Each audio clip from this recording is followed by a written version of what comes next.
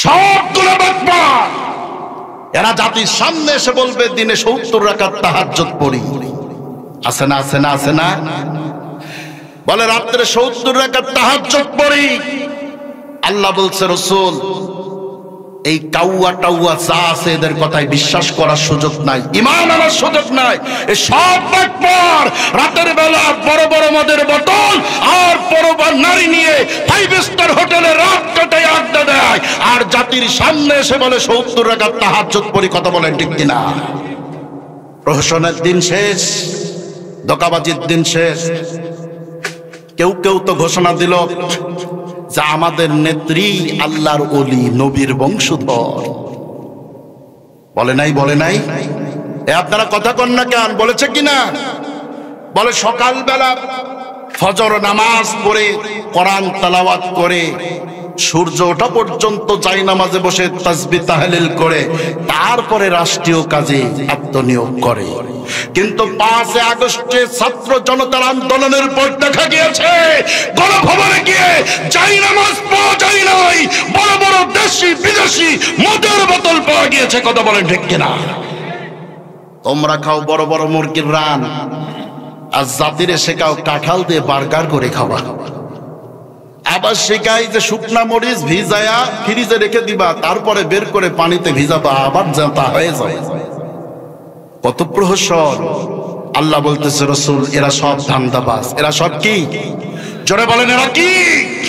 ধান্দাবাজ। ইয়া আইয়ুহাল্লাযীনা আমানু দুখুলু ফিস-সিলমি কাফা ولا تتبعوا خطوات الشيطان إنه لكم عدو مبين.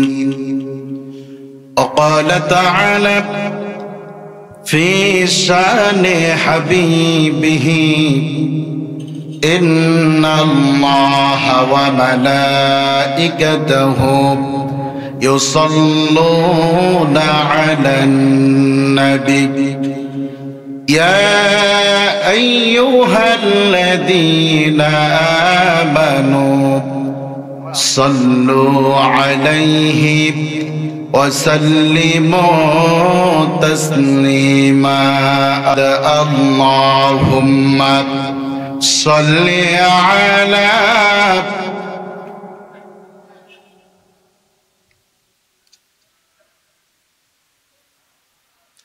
وعلى آل سيدنا رسولنا محمد. আমার জীবন, আমার মরণ, আমার জিন্দেগি, আমার জীবন, আমার মরণ, আমার জিন্দেগি। ইয়া ইলাহি, ইয়া ইলাহি কবুল করো আমার বন্দেগি। আমার জীবন, আমার মরণ, আমার জিন্দেগি। আল্লাহুম্মা সাল্লি আলা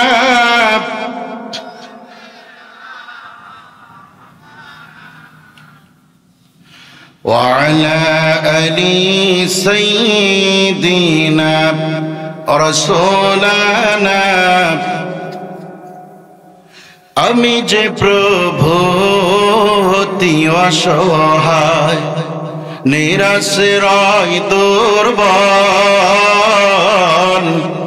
নিরাশ্রয় দুর্বল। তুমি পারো দিতে প্রভু শক্তি ও সম্বল, শক্তি ও সম্বল। তাই দয়াময়, তাই দয়াময় করো আমার দিনের অনুরাগী, আমারি জীবন আমারি মরণ আমারি জিন্দগি, ইয়া ইলাহি ইয়া ইলাহি কবুল করো আমারি বন্দেগি, আমারি জীবন আমারি মরণ আমারি জিন্দগি। আলোচনার শুরুতেই আমি আপনাদের সবাইকে জানাচ্ছি আমার পক্ষ থেকে আন্তরিক মোবারকবাদ ও সালাম। আসসালামু আলাইকুম ওয়া রাহমাতুল্লাহ। আপনারা সবাই কেমন আছেন? জীবনের সব ক্ষেত্রে শুকরিয়া হবে কার? খাওয়ার আগে কার? খাওয়ার পরে কার? ঘুমানোর আগে কার? ঘুমানোর পরে কার? জীবনের সব ক্ষেত্রে শুকরিয়া হবে কার? বউ পিটানোর পরে কার? দেখছেন, আল্লাহ শুকরিয়া আদায় করে বউ পিটানো যাবে? তার মানে মনোযোগ এখনো এদিক সেদিকে আছে। একটু মনোযোগটা আমার দিকে দিতে হবে। ভাইরা আমার, আজকের এই সুন্দর কোরআনের বাগানে আসতে পেরে বসতে পেরে আপনারা সবাই খুশি না বেজার? সকলেই খুশি? কারা কারা খুশি না দুহাত তুলে দেখা। মনোযোগ এখনো ঠিক হয় নাই, মনোযোগ এখনো ঠিক হয় নাই। আমি বলেছি কারা কারা খুশি না। আপনারা যারা হাত তুলছেন আপনারা কি খুশি নয়? আপনারা খুশি নন? এবার কারা কারা আজকে এই কোরআনের মঞ্চে আসতে পেরে আর বসতে পেরে খুশি? দুটো হাত তুলে আল্লাহকে দেখা। লিল্লাহি তাকবীর। হাত নামান। আল্লাহ পাক আমাদেরকে ইসলামের জন্য কবুল করে নিন। চিল্লায়া বলুন আমিন। শুকরিয়া আদায় করছি মহান রবের, যেই মহান প্রতিপালক আমাদেরকে কোরআন শোনার জন্য এমন সুন্দর একটি বাগান সাজিয়ে সেখানে বসবার মত তৌফিক দান করেছেন। সেই রব্বে কারিমের দরবারে শুকর ও সুজুদ আদায় করছি। আমরা সকলেই সমস্বরে উচ্চ আওয়াজ দিয়ে পড়ছি আলহামদুলিল্লাহ। দরুদ ও সালাম বর্ষিত হোক সাইয়্যিদুল মুরসালিন খাতামুন নবিয়্যিন, যে নবীর আগমনে এ ধরা ধন্য হলো, এ পৃথিবী পরিপূর্ণ হলো। পথহারা মানুষগুলো সঠিক পথের সন্ধান খুঁজে পেল, জাহান্নামী মানুষগুলো জান্নাতের পথ খুঁজে পেল। সেই রাসূলের প্রতি দরুদ ও সালাম পেশ করছি। আমরা সকলেই পড়ছি সাল্লাল্লাহু আলাইহি ওয়াসাল্লাম। সম্মানিত হাজিরিন, আমি যতক্ষণ পর্যন্ত কথা বলবো আপনাদের সামনে, আমার সাথে সাথে একটু একটু সাড়া দিতে হবে। পারা যাবে ইনশাআল্লাহ? কারণ আমি ওই বক্তা না যে চোখ বন্ধ করে ওয়াজ শুরু করব আর একেবারে দোয়া মোনাজাতের পরে চোখ খুলব। সে গল্প শুনেছিলাম, এক বক্তা ওঠার পরে চোখ বন্ধ করে নাহমাদু দিয়ে শুরু করছে। চোখ খোলার পরে দেখছে মাঠে যা ছিল একটা শ্রোতাও নাই, সব উঠে চলে গেছে। আছে শুধুমাত্র একজন বাম পাশে বসা। বক্তা ডেকে বলছে যে আজকে কোরআনের আলোচনা যদি কেউ বুঝে থাকে তাহলে তুমিই বুঝছো, আর আল্লাহর পছন্দনীয় হেদায়েত প্রাপ্ত কোনো বান্দা যদি থেকে থাকো তাহলে তুমিই আসো। এখন এই লোক ডেকে বলছে যে হুজুর, আমি আল্লাহর পছন্দনীয় হতে পেরেছে কিনা তা আমি জানি না, তবে আপনি যেই মাইকে কথা বলছেন আমি হলাম ওই মাইকওয়ালা। আপনি মাইকও ছাড়েন না, আমি যেতেও পারি না। লোকে সব চলে গেছে, আপনার যে ওয়াজের অবস্থা তাতে সবার আগে আমিই যাব, কিন্তু গেলে তো আর মাইকে টাকা পাবো না, এই জন্য বসে আছি। তো ভাইয়ের, আমি কিন্তু ওই কোয়ালিটির বক্তা না যে চোখ বন্ধ করে শুরু করব আর শেষে গিয়ে চোখ খুলবো। বরং আমি যতক্ষণ কথা বলবো একটা ক্লাসের মতো চলবে। আমার পাশাপাশি আপনাদের একটু একটু সাড়া দিতে হবে। পারা যাবে ইনশাআল্লাহ? পারা যাবে ইনশাআল্লাহ? যুবকগুলো কথা বলে না, গার্লফ্রেন্ডটা নিষেধ করে দিছে নাকি? যুবকরা একটু সাড়া দেওয়া যাবে ইনশাআল্লাহ? আল্লাহ রাব্বুল আলামিন আমাদেরকে কবুল করে নিন। চিল্লা বলুন আমিন। ভাইয়েরা আমার, সরাসরি আলোচনায় প্রবেশ করতে চাই। আমরা সকলে এসেছি কোরআন শোনার জন্য, কথা বলেন ঠিক কিনা? কি শোনার জন্য এসেছি? কোরআন। এই কোরআন ইমানদাররা যখন শুনবে, ইমানদারদের ঈমান বৃদ্ধি পাবে। সুবহানাল্লাহ। আল্লাহ রাব্বুল আলামিন বলেন, وَإِذَا تُلِيَتْ عَلَيْهِمْ آيَاتُهُ زَادَتْهُمْ إِيمَانًا وَعَلَى رَبِّهِمْ يَتَوَكَّلُونَ।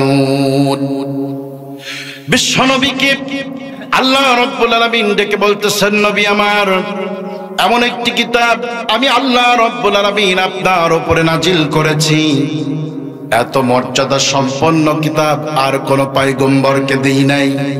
এমন একটা কোরআন আপনাকে দিলাম, এই কোরআনের আয়াতগুলো শুধু যদি ইমানদারদের সামনে তেলাওয়াত করা হয়, আমি আল্লাহ বললাম এই কোরআনের আয়াত ইমানদারেরা শোনা মাত্র যাদাতুহুম ঈমানা, ওই ইমানদারদের ঈমানি শক্তি বেড়ে যাবে। জোরে বলুন সুবহানাল্লাহ। আল্লাহ পাক বললেন, ইমানদাররা যদি কোরআন শুনে তাহলে ইমানদারদের কি বেড়ে যাবে? ঈমান বেড়ে যাবে। কথা বলেন ঠিক কিনা? অথচ আমরা 5 আগস্টের পূর্বে দেখেছি যে এই কোরআন শোনার পরে ইমানদার ছদ্মবেশী অনেকের কলিজায় আগুন ধরে গেছে। কথা বলেন ঠিক কিনা? সবার ঈমান বাড়ে নাই, কারো কারো চুলকানিও বেড়েছিল। কথা বলেন ঠিক কিনা? যার কারণে বক্তার টুটি চেপে ধরা হয়েছে, কোরআনের মঞ্চ থেকে নামিয়ে দেওয়া হয়েছে, বহু তাফসীর মাহফিলকে বন্ধ করে দেওয়া হয়েছে। কথা বলেন ঠিক কিনা? আমার প্রিয় মুসলমান ভাইয়েরা, কি আজীব একটা ব্যাপার, 90% মুসলমানের দেশে যাত্রার আসর জমাইতে পারমিশন লাগে না, কিন্তু কোরআনের তাফসীর মাহফিল করার জন্য পারমিশন লাগে। কথা বলেন ঠিক কিনা? জিজ্ঞাসা করলে বলে অমুক নেতার নিষেধ আছে, অমুক নেতা কয় বড় হুজুরের নিষেধ আছে, বড় হুজুর কয় ডিসি সাহেবের, ডিসি সাহেব কয় এসপি সাহেবের। কথা বলেন না কেন? কত তালবাহানা। আজকে তারা কোথায়? যারা কথাই কথাই বলতো খেলা হবে, কথা কন না কেন? খেলা তো দূরের কথা, প্লেয়াররাই সব পালাতো। কন্যা কথা বলেন ঠিক না বেটি? আমার প্রিয় মুসলমান ভাইয়েরা, কোরআনের মঞ্চগুলোকে ভেঙে দেওয়া হয়েছে, বন্ধ করে দেওয়া হয়েছে। বহু কোরআনের তাফসীর মাহফিলকে 144 জারি করে দেওয়া হয়েছে। কথা বলেন ঠিক কিনা? আচ্ছা আপনারা বলেন তো দেখি, এই কাজগুলো কারা করেছে? কোন হিন্দুতে বন্ধ করেছে? কোন খ্রিস্টান বন্ধ করেছে? কোন ইহুদি বন্ধ করেছে? বরং মুসলমানের দেশে কোরআনের তাফসীর মাহফিলকে বন্ধ করে দিয়েছে তারা, মুসলমান নামধারী মুনাফিকের সন্তান যারা। কথা বলেন ঠিক কিনা? আমার প্রিয় মুসলমান ভাইরা, শুধুমাত্র কোরআনের হক কথাগুলো বলার কারণে বহু বক্তার মাকে তুলে গালি দেওয়া হয়েছে, বহু আলেমকে ধরে জেলখানায় বন্দী করা হয়েছে। কথা বলেন ঠিক না বেঠিক? শুনে রেখে দাও বাংলার মুসলমান, কোরআনের কথা বলার কারণে যেই সমস্ত নেতাগুলো এই আলেমদের উপরে আঘাত এনেছে, আল্লাহর ভাষায় বলতে চাই, উতুল্লিম বাদা যালিকা সালিল, একটাও বৈধ সন্তান নয়, সবগুলো পিতৃ পরিচয়হীন অবৈধচারক সন্তান। কথা বলে ঠিক কিনা? কোরআনের উপর আঘাত আনতে পারে তারা যাদের রক্তে সমস্যা আছে। কথা বলেন ঠিক না বেঠিক? আমার প্রিয় মুসলমান ভাইরা, আল্লাহর শুকরিয়া আদায় করি, আল্লাহ রাব্বুল আলামিন এই সমস্ত জুলুম থেকে আমাদের হেফাজত করেছে। কথা বলেন ঠিক কিনা? অন্তত প্রাণ খুলে কোরআনের কথাগুলো বলার সুযোগ যেই রব করে দিলেন, সেই আল্লাহর প্রতি নত শিরে আরেকটি বার উচ্চ আওয়াজ দিয়ে আমরা পড়ছি আলহামদুলিল্লাহ। আর আমার কোরআন থেকে কথা হবে। আমি আপনাদের সামনে মহাগ্রন্থ আল কুরআনুল কারীমের সবচেয়ে বড় সূরা, দ্বিতীয় সূরা, সূরাটির নাম হলো সূরাতুল বাকারা। সবাই জোরে আওয়াজ দিয়ে বলেন তো সূরাটার নাম কি? এই সূরার মধ্যে আয়াত আছে 286টি, রুকু আছে 40টি, সূরাটি রাসূল আকরাম সাল্লাল্লাহু আলাইহি ওয়াসাল্লামের হিজরতের পরে নাজিল হয়েছে, এজন্য সূরাটিকে বলা হয় মাদানী সূরা। এবার আমি আপনাদের সামনে কয়েকটি কথা জিজ্ঞাসা করব, উত্তর দিতে হবে। সবাই প্রথমে বলেন তো, আজকে আলোচনা যেই সূরা থেকে হবে সেই সূরার নাম কি? সবাই বলতে পারলেন না? আচ্ছা, মুরব্বীরা বা যুবকদের থেকে শুনতে চাই। আমার প্রিয় যুবকরা, এই সূরার নাম কি? আলহামদুলিল্লাহ, যুবকরা পারে। চট্টগ্রামে একটা মাহফিলে আমি সূরা কাউসার থেকে আলোচনা করতেছিলাম। আমি জিজ্ঞাসা করলাম, বলেন তো সূরা কাউসার কোনটা? কয়েকজন ওঠে বলছে কুলহু, কুলহু আল্লাহু আহাদ। আচ্ছা বলেন তো, কুলহু আল্লাহু আহাদ, এই কুলহু সূরা কি কাউসার নাকি? তা আমি বললাম, যাই হোক, তাও আপনি খুব বেশি বড় ভুল করেন নাই, কারণ যেই দেশে হিন্দু মরলেও শহীদ বলা হয়, ওই দেশে কুলহু সূরাকে কাউসার বলা এটা খুব বড় অপরাধ নয়। কথা কন না খেয়াল? ভাইয়ের আমার, এখন সবার থেকে জানতে চাচ্ছি, বলেন তো দেখি আজকে কোন সূরা থেকে আলোচনা করতে চায়? সূরাতুল বাকারা। এই সূরার আয়াত আছে কতটি? কতটি? 286টি। রুকু কতটি আছে? 40টি। এই সূরাটি মাক্কি না মাদানী? মাদানী। মনে থাকবে? আমি আপনাদের সামনে যে আয়াত কারিমা তেলাওয়াত করেছি, এই আয়াতের ক্রমিক নাম্বার হলো 208। তাহলে আজকে আমরা কত নাম্বার আয়াত থেকে কথা শুনবো? কোন সূরা থেকে? মনে থাকবে ইনশাআল্লাহ? সূরাতুল বাকারার 208 নাম্বার আয়াত থেকে আমরা কথা শুনবো ইনশাআল্লাহ। সকলে আমার সঙ্গে একবার এই আয়াতটা তেলাওয়াত করেন, সকলেই পড়েন। আউযু বিল্লাহি মিনাশ শাইতানির রাজীম। বিসমিল্লাহির রাহমানির রাহিম। يا أيها الذين آمنوا ادخلوا في السلم كافة ولا تتبعوا خطوات الشيطان إنه لكم عدو مبين صدق الله العلي العظيم। আয়াত সরল অনুবাদ। আল্লাহ পাক বলতেছেন, ইয়া আইয়ুহাল্লাযীনা আমানু, হে ঈমানদারগণ, উদখুলু, তোমরা প্রবেশ করো, ফিস সিলমি কাফা। সিলমন শব্দটা হলো ইসলাম শব্দের মূল ধাতু, যার অর্থ হলো সারেন্ডার করা, আত্মসমর্পণ করা। তার মানে আল্লাহ পাক বলতেছেন, হে ঈমানদারেরা, তোমরা ইসলামের মধ্যে পুরোপুরি প্রবেশ করো। চিল্লায় বলুন সুবহানাল্লাহ। তাহলে ইসলামে প্রবেশ করতে হবে আংশিক না পুরোপুরি? সবাই বললেন না আংশিক না পুরোপুরি? কিন্তু আমাদের দেশের কিছু নেতা তো আছে যারা উমরা হজও করে আসে, আবার সাধারণ জনগণের রিলিফে চালও মেরে খায়। আছে না নাই? আসতে বলবেন না, আছে না নাই? তবে আপনাদের রাকসাতে নাই, এগুলো যা আছে সব ঢাকায়। কথা বলেন না কেন? রাকসাতেও আছে, ওই এই রোগে এখানেও ধরছে, এ পছন্দ সব জায়গায়। কথা বলেন ঠিক না বেটি? তাহলে বলেন তো, ওমরা হজ করা এই বিধান কার? রিলিফে চাল মেরে খাওয়া এই বিধান কার? এটাও আল্লাহ। এইটা কার? শয়তানের। তাহলে যেই লোকটা হজ করলো, এখানে আল্লাহর বিধান মানলো, কিন্তু রিলিফের চাল বন্টনের ক্ষেত্রে আল্লাহর বিধান মানলো না, বলেন তো এই লোকটা কি পুরোপুরি ইসলাম মানতে পেরেছে? পুরোপুরি ইসলামে প্রবেশ করতে পেরেছে? তার মানে কিছুটা মেনেছে, কিছুটা মানে নাই। আল্লাহ বলছে এইসব বাটপারি চলবে না, প্রবেশ করতে হবে কিভাবে? উদখুলু ফিস সিলমি কাফা, পুরোপুরি প্রবেশ করতে হবে। চিল্লায় বলুন সুবহানাল্লাহ। এখন আপনাদের কাছে প্রশ্ন, আল্লাহ রাব্বুল আলামিন আয়াতের শুরুতে কাদেরকে ডাকলেন? জোরে বলেন, কাদেরকে ডেকেছেন? আল্লাহ বললেন, ইয়া আইয়ুহাল্লাযীনা আমানু, হে ঈমানদারগণেরা। কোরআনের কোথাও কোথাও আল্লাহ বলেছেন ইয়া আইয়ুহান নাস, হে মানব মণ্ডলী। কোথাও বলেছেন ইয়া আইয়ুহাল কাফিরুন, হে কাফের সম্প্রদায়। এখানে আল্লাহ ঈমানদারদেরকে ডাকলেন। এখন আপনাদের কাছে প্রশ্ন করি, বুঝে থাকলে বলেন তো দেখি, যারা ঈমান এনেছে তারা কি ইসলামে প্রবেশ করে নাই? সবাই বলতে পারলেন না। যারা ঈমান এনেছে তারা ইসলামে প্রবেশ করেছে কিনা? ইসলামে প্রবেশ করেই তো ঈমানদার হয়েছে, কথা কন না কেন ভাইরা আমার? তাহলে যারা ইসলামে প্রবেশ করলো, ঈমান আনলো, ওই ঈমানদারদেরকেই আল্লাহ পাক আবার ডেকে বললেন ইসলামে প্রবেশ করো পুরোপুরি।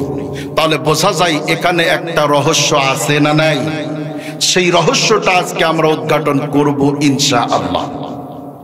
প্রথম কথা হলো, আমরা সকলেই তো জান্নাতে যেতে চাই। আপনারা সবাই জান্নাতে যেতে চান? সবাই চান? কারা কারা চান একটু হাত দেখান তো দেখি। আল্লাহ কবুল করেন, এক চিল্লা বলুন আমিন। এখন জান্নাতে তো শুধু মুসলমানরা যেতে চাই বিষয়টা এমন না, যারা বেধর্মী তারাও জান্নাতে যেতে চায়। যেমন হিন্দুরা আল্লাহকে বিশ্বাস না করলেও স্বর্গ আর নরকে বিশ্বাস করে, করে কিনা? এবং তাদের একটি ধর্মীয় মতাদর্শ হলো এইটা যে একজন মানুষ পৃথিবীতে চলতে গিয়ে নানাবিধ অন্যায় অত্যাচারে লিপ্ত হয়েই যায়। এই ভুল ত্রুটি নিয়ে লোকটা যদি চলে যায় পরপারে, তাহলে এই লোকটার জন্য নরক ছাড়া আর কোনো রাস্তা নাই। এজন্য কি করতে হবে? ওরে চিতায় শুয়াইয়া আগুনে জ্বালায়া পোড়ায় আংরা করে হলেও দুনিয়ার পাপ দুনিয়াতেই মোচন করে ওরে কই পাঠানো লাগবে? স্বর্গে। কই পাঠানো লাগবে? তার মানে স্বর্গে সবাই যেতে চায়, জান্নাতে সবাই যেতে চায়। কিন্তু চাইলেই তো আর জান্নাতে যাওয়া যাবে না ভাই, কারণ ওটা তো আর মামুর বাড়ির আবদার নয়। জান্নাতে যেতে হলে কিছু কাজ লাগবে, ভালো করে শোনেন। জান্নাতে যেতে হলে লাগবে দুইটা জিনিস। সবাই বলেন তো কয়টা জিনিস লাগবে? মনোযোগ আছে সবার? কয়টা জিনিস লাগবে? দুইটা জিনিস লাগবে। এক নম্বরে লাগবে ঈমান, দুই নম্বরে লাগবে নেক আমল। এক নম্বরে কি লাগবে? আরো জোরে, জোর হলো না, জোরছে বলো। তার মানে এইভাবে বললে আপনারা ভালো সাড়া দেন, বোঝা যায় যে মিছিল করার কিছু অভ্যাস আপনাদের আছে নাকি? হ্যাঁ, এই তো সামনেই দিন আসছে, আর কিছুদিন পরে, আর কিছুদিন পরেই আসছে। এক কাপ লাল চার জন্য তো গলা ফাটায় ফেলবেন। আমার নেতার চরিত্র ফুলের মতো পবিত্র, নামাজ পড়ে না এক ওয়াক্ত, সুদ ঘুষ খায় 6 ওয়াক্ত। এরম নেতা আছে না নাই? এই নেতার পিছনে স্লোগান আপনারাই দিবেন 3 টাকার 1 কাপ চার বিনিময়ে। ভাইরা আমার, একটু আল্লাহর কোরআনের জন্য আল্লাহর দেওয়া জবান দিয়ে একটু আওয়াজ দেন। তাহলে বলেন তো দেখি, জান্নাতে যেতে কয়টা জিনিস লাগবে?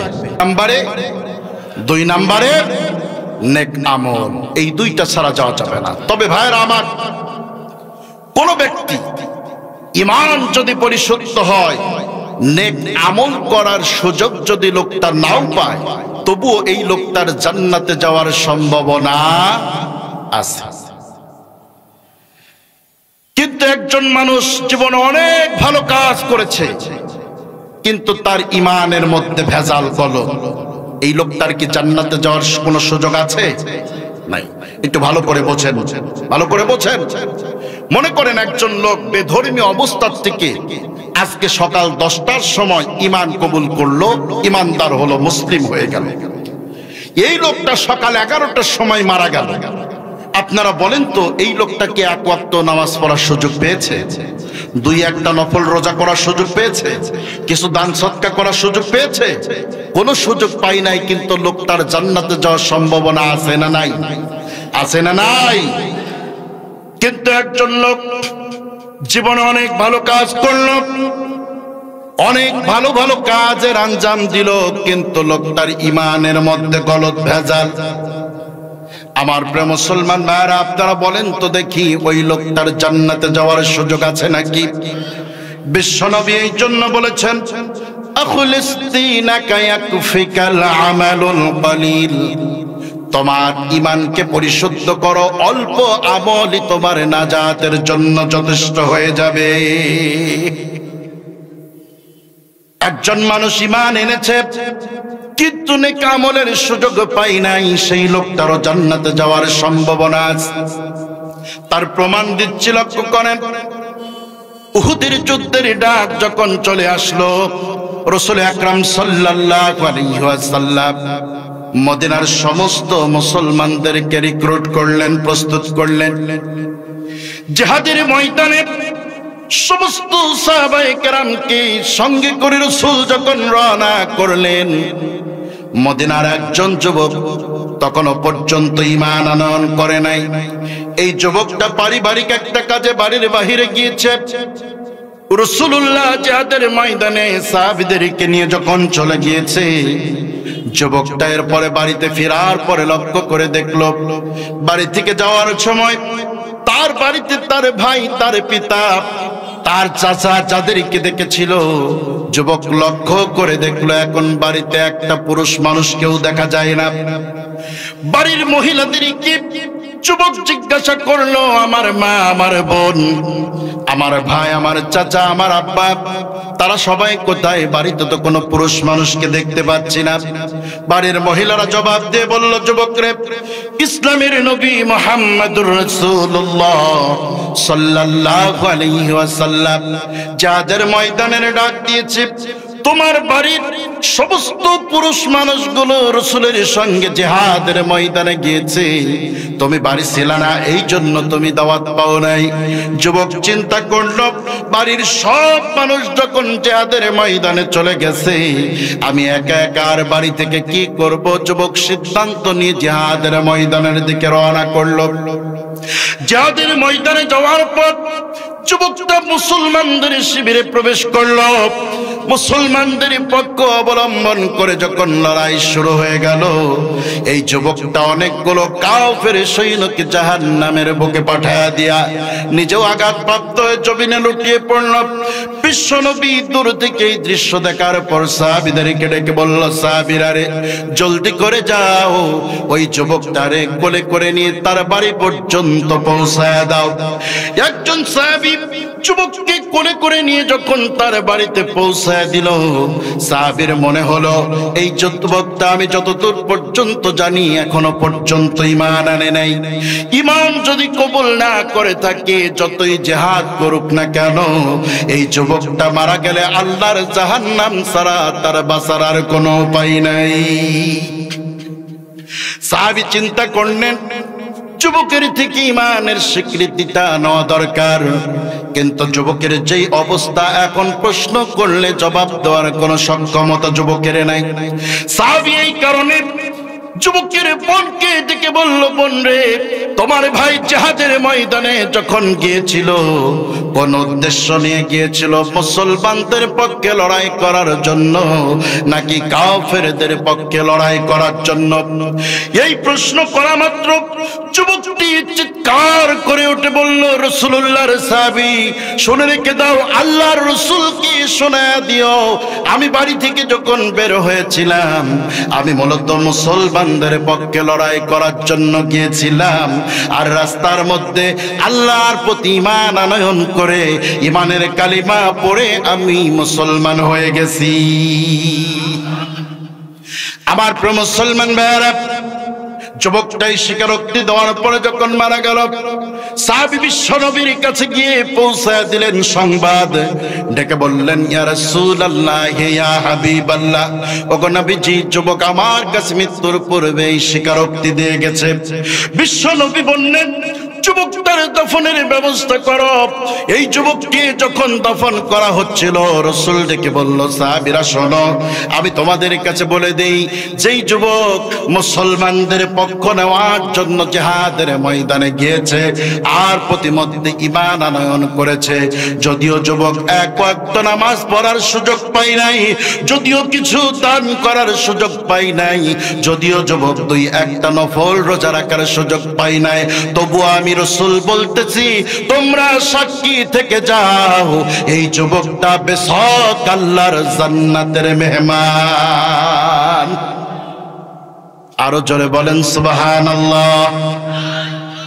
আমার প্রিয় মুসলমান ভাইরা, তাহলে এবার বলেন তো দেখি, ঈমান আনয়ন করার পরে নেক আমল করার সুযোগ কেউ যদি নাও পায়, তবুও তার জান্নাতে যাওয়ার সম্ভাবনা আছে না নাই? কিন্তু ঈমানের হচ্ছে 70 বছর, অথচ এক ওয়াক্ত নামাজ পড়ে নাই। ঈমানের হচ্ছে 70 বছর, জীবনে একটা সত্য কথা বলতে পারে নাই। ঈমানদার বলে নিজেকে পরিচয় দিয়েছে, কিন্তু মিথ্যা সাক্ষী মিথ্যা রায় দিয়ে আলেম ওলামাদেরকে ফাঁসির কাস্তে লটকিয়েছে। এই মানুষটার জন্য জান্নাতে যাওয়ার সুযোগ নাই। কথা বলেন ঠিক কিনা? আমার প্রিয় মুসলমান ভাইরা, এজন্য আগে পরিশুদ্ধ হতে হবে ঈমান। চিল্লায় বলেন, আগে পরিশুদ্ধ হতে হবে কি? ঈমান। ঈমান হলো এক। একের পরে আপনি যদি একটা শূন্য বসান, একের মূল্য বেড়ে কত হবে বলেন তো দেখি? তার উপরে যদি আর একটা শূন্য লাগান, মূল্য বেড়ে কত হবে? 100। আর একটা দিলে কত হবে? 1000। কিন্তু আপনি 1 লক্ষ শূন্য দিলেন, কিন্তু এক নাই। বলেন তো এই শূন্যর কি কোনো মূল্য আছে? আর একটু ভালো করে বোঝাই। আপনারা মাছ ধরেন, মাছ ধরার একটা পদ্ধতির নাম হলো জাল ব্যবস্থা। জাল দিয়ে আপনারা মাছ ধরেন। যেভাবে বললেন তাতে মনে হয় রাকসার মানুষ মাছ টাছ কোনোদিন মারেও না, খায়ও না। জাল চেনেন আপনারা? কোনটা? যেটা টাঙায় শীতের দিনে বিছনায় শুয়ে থাকেন ওইটা নাকি? জাল দিয়ে মাছ আপনারা ধরেন। আচ্ছা বলেন তো দেখি, এই জাল যদি ছেঁড়া হয় মাছ কি উঠবে? একটা উঠবে না। আমি বুঝে ফেলছি যে আপনারা আসলেও মাছ টাছ মারেন না। একটা বড় জালের যদি কিছু অংশ ছেঁড়া হয়, বাকি অংশে 2-1টা ট্যাংরা পুঁটি হলেও সম্ভাবনা বাঁধার সম্ভাবনা আছে না নাই? 2-1টা ওঠার সম্ভাবনা আছে না নাই? আছে। কিন্তু মনে করেন এই মাছ ধরার পরে আপনারা যেই পাত্রে রাখেন, এটারে কি বলেন? হ্যাঁ? আরে ভাই, পাতিল নিয়ে তো সব জায়গায় যান না। খালই। আমরা খালই বলি, আপনারা কি বলেন? খালই, তাই তো? মনে করেন যে খালয়ে মাছ রাখছেন, এই খালয়ের তলা নাই। আচ্ছা বলেন তো, 1000 মাছ রাখলে অন্তত 500 ডলারও তো থাকবে। হ্যাঁ? 2-4টা থাকবে, একটাও থাকবে না। তার মানে জাল ছেঁড়া হলেও মাছ 2-1টা বাঁধার সম্ভাবনা আছে, কিন্তু খালই যদি ছিদ্র হয় একটাও থাকার সম্ভাবনা নাই। ভাই, নেক আমলটা হলো জালের মতো, আর ঈমানটা হলো খালয়ের মতো। ঈমান যদি ছিদ্র হয়, একটা নেক আমলও দাঁড়ানোর সম্ভাবনা নাই। কথা কি বুঝছেন? তাহলে আগে পরিশুদ্ধ করতে হবে কি? আরো জোরে বলেন কি? এখন ঈমান এনেছি এই কথা বললেই কি কেউ ঈমানদার হয়ে যায়? সবাই কথা বললেন না। ঈমান এনেছি এই কথা বলার পরেও তো অনেকে বিড়ি সিগারেট খায়। ঈমান এনেছি এই কথা বলার পরেও তো অনেকে সুদ খায়। আরে ভাই, ঈমানদার তো পরের কথা, বউ হাজী সাহেবও সুদ খায়। আপনাদের সমাজে বোধহয় নাই। এক হাজী সাহেব হজ করে আসছে, ফজরের নামাজ পড়ে টুপি মাথায় দিয়ে বের হয়েছে। বলে, চাচা মিয়া কই যান? বলে, ওই অমুকের বাড়িতে কিছু দেনা পাওনা ছিল, সুদের টাকা আদায় শুরু করে দিছে। আবার তো অনেক হাজী সাহেব আছে যে নিজের বোনের জমি ফাঁকি দিয়ে ওই টাকা দিয়ে হজ করে। মেয়েদেরকে বাড়িতে ডাকে, মা তোমরা আসো, আমি হজে যাচ্ছি, আর ফেরত আসবো কি না আসবো ঠিক ঠিকানা তো নাই। হাজী সাহেব এখানে আছেন নাকি? 2-4টা এই মঞ্চে আছে কিনা? কমিটির মধ্যে আছে নাকি? তাহলে তো আবার শেষে আমাকে হাদিয়া দিবে না, কি বললেন ভাইরা আমার? সব হাজি কিন্তু এক না, সব হাজি এক না। তবে কিছু হাজি আছে, লক্ষ্য করেন, ছেলে মেয়েকে ডাকে, বাড়িতে বিশাল আয়োজন, ছেলেদের নামে জমি জাতি সব আগেই সই স্বাক্ষর করে লিখে দিছে, আর মেয়েদের মাথায় হাত বুলায় দোয়া করে।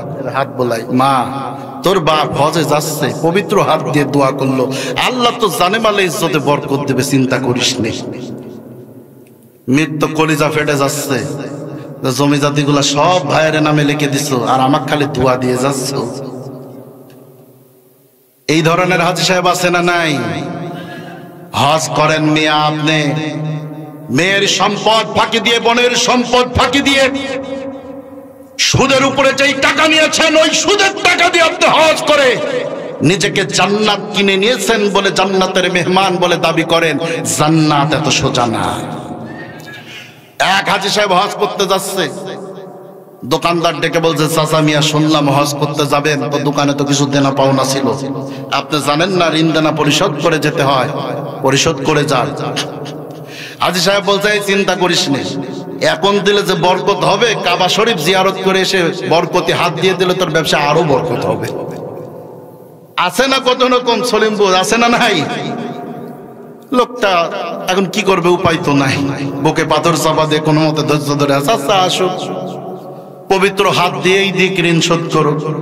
বেচারা হজ শেষ করে এবার আসছে, আসার পরে দোকানদার তো মহা খুশি, সকালবেলা দোকানের সামনে গিয়ে বলছে, এই আমার বাকির খাতাটা বের কর। দোকানদার মহা খুশি, আজকে বোধহয় দেনা পাওনা সব পাবো। তাও কোন হাত দিয়ে দিবে? পবিত্র হাত দিয়ে। কোন হাত? গেলাম তোরা পবিত্র হাত দিয়ে। দোকানদার মহা আনন্দে খাতা বের করে দিচ্ছে, বলছে, চাচা মিয়া এই যে এই পৃষ্ঠায়। বলছে, দে কলম দে। বলছে, কলম কি করবেন? নিজ হাতেই সব দেনা পাওনা কাটবেন নাকি? বলছে, দে তো আগে দেখি। কলমটা নিয়ে নামের আগে আলহাজ লেগে খাতা আবার জমা দিয়ে চলে যাচ্ছে। বলছে, কি ব্যাপার চাচা মিয়া, টাকা পয়সা দিলেন না? বলছে, আরে বেটা, কে বলে তো আলহাজ দিয়ে শুরু করলাম, এটা তো লেখা ছিল না, তাই আগে এটা ঠিক করলাম। এই ধরনের ফাঁকিবাজ হাজি আছে না নাই? আছে না নাই? শোনো ইমানদারেরা, ইমানের জায়গায় যদি গলত থাকে, এই সমস্ত হজ দিয়া, নামাজ দিয়া, তাসবিহ তাহলিল দিয়ে আল্লাহর জান্নাত মিলবে না। কথা বলেন ঠিক কিনা? এজন্য ঈমান আগে পরিশুদ্ধ করতে হবে। শুধু ইমানদার বললেই কেউ ইমানদার হয়ে যায় না। আল্লাহ রাব্বুল আলামিন বলেন, নবীজি শোনো, وَمِنَ النَّاسِ مَن يَقُولُ آمَنَّا بِاللَّهِ وَبِالْيَوْمِ الْآخِرِ وَمَا هُمْ بِمُؤْمِنِينَ। জোরে বলেন আল্লাহু আকবার। আল্লাহ রাব্বুল আলামিন বলতেছেন, নবীজি, মানুষের মধ্যে এমন অনেক মানুষ আছে যারা তোমার কাছে আসার পরে বলবে, আমান্না বিল্লাহ, আমরা আল্লাহর প্রতি বিশ্বাস স্থাপন করেছি, ওয়া বিল ইয়াউমিল আখির, পরকালকেও বিশ্বাস করি। আল্লাহ পাক বলতেছেন, নবীজি, এই কথা তারা বললে কি হবে? ওয়া মা হুম বিমুমিনিন। ও রাসূল, এই সবগুলো বাটপার। সবগুলো কি? সবগুলো বাটপার। এরা জাতির সামনে এসে বলবে, দিনে 70 রাকাত তাহাজ্জুদ পড়ি। আছে না? আছে না? আছে না? বলে, রাত্রে 70 রাকাত তাহাজ্জুদ পড়ি।